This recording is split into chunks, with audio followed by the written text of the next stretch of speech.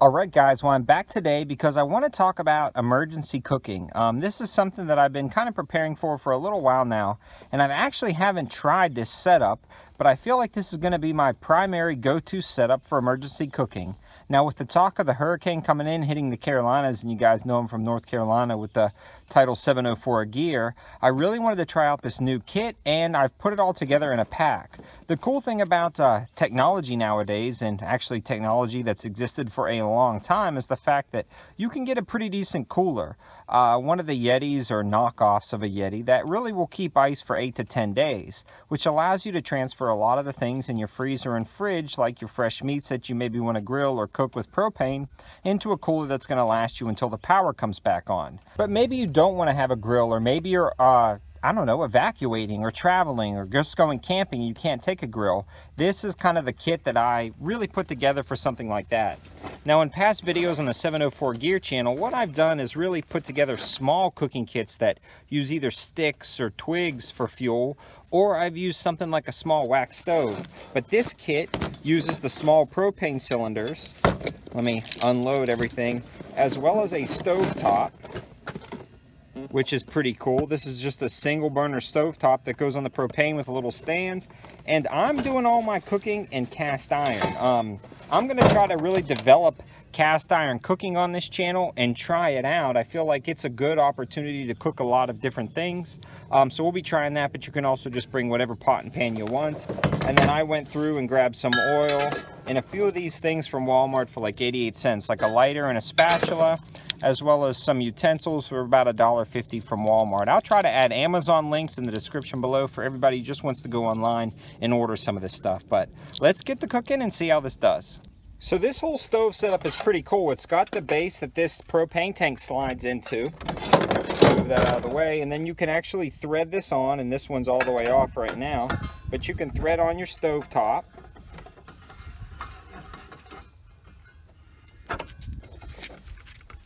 Then when you thread that on, get your lighter.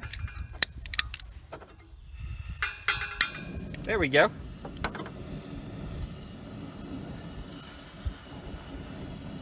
So that is pretty cool. I'm gonna let this pan heat up, which is fairly stable for this heavy cast iron pan. I'm gonna put some oil on there and we will start cooking. So I've thrown a little oil on the pan and a little bit of garlic. Whew, getting pretty warm. I'm gonna slide some of that oil around and we will start cooking. This should be pretty good, guys. I'm pretty excited. So what we're going to be doing is some cast iron burgers. I've just got some burgers that were left over. I'm going to throw them on there and we will fry some of these guys up and see how it goes.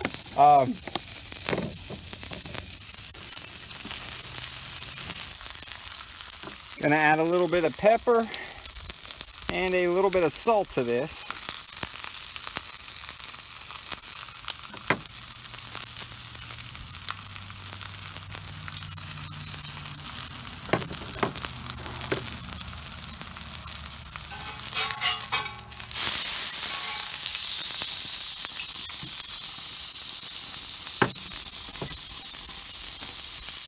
It's looking pretty good.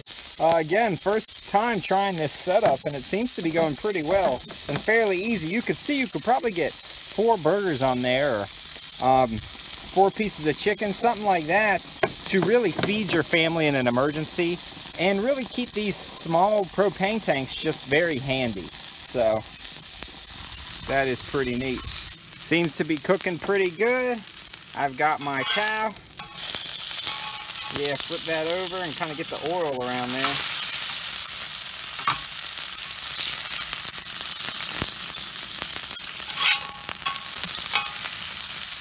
Just let that cook on a very low setting so it doesn't burn the outside, but really cooks it through. Well, it is cooking good. I'm going to let it cook a little bit more on this side. Drop a piece of cheese on there, and then probably toast up my bun. I'm thinking that's cooked through to the center. It's looking really good, and this is surprisingly very easy. Alrighty, well, I cut a little bit of the top just to look, and it seems like it's cooked all the way through really thorough. I'm going to drop on a piece of cheddar cheese. Let that guy melt and try to toast my bun a little bit on there. Turn that up just a little bit, and then it's about ready to eat.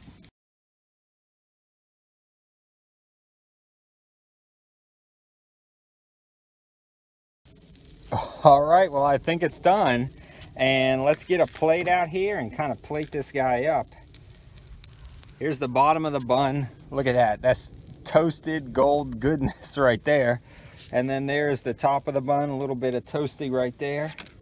Let's grab this. Woo, hot. Drop that on there.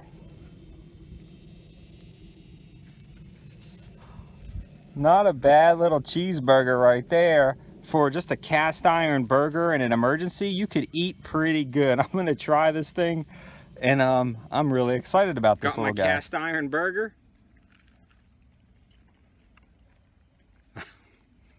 That's good. Really good. The outside has a little crunch to it. It's cooked all the way through. Easy and fast. I could get used to this.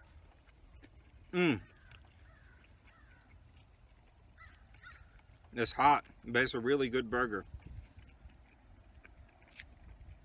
So I'm going to be trying out all different types of camp cooking here on the channel, especially with this cast iron stove setup. Super easy to transport. The whole thing fits into a backpack. You get all your spices and your oils and things like that to cook. A couple extra towels. That's what I found out. That pan, I mean, I knew it got really hot, but for some reason when I was putting in the kit, I didn't throw in some type of towel, so that's critical. So a nice cooler. Get your ice ready. You know, there's no need for maybe a ton of this prep stuff to really start preparing, other than get a halfway decent cooler to put some ice in there, stock some meats, and then you can cook off this cast iron thing for a family of 4 or 5. Super easy for a few days until your power comes back on, or if you need to evacuate, take this thing to go. So hope you guys liked the video. If you have, please check out all the other ones and subscribe to the channel. Thanks for watching. Have a good one. Good lunch. Real good lunch.